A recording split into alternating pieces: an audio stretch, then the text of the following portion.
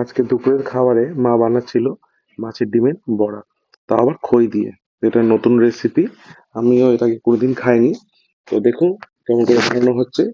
পেঁয়াজ রস পেঁয়াজ আর হচ্ছে কাঁচা লঙ্কা কুচি দিয়ে সেভাবে লবণ হলুদ আর লঙ্কার গুঁড়ো যেগুলো মশলা লাগে, আরো যাই চায় যারা তোমরা যদি ডালতে চাও দিতে পারো, তার মধ্যে জিরার গুঁড়ো।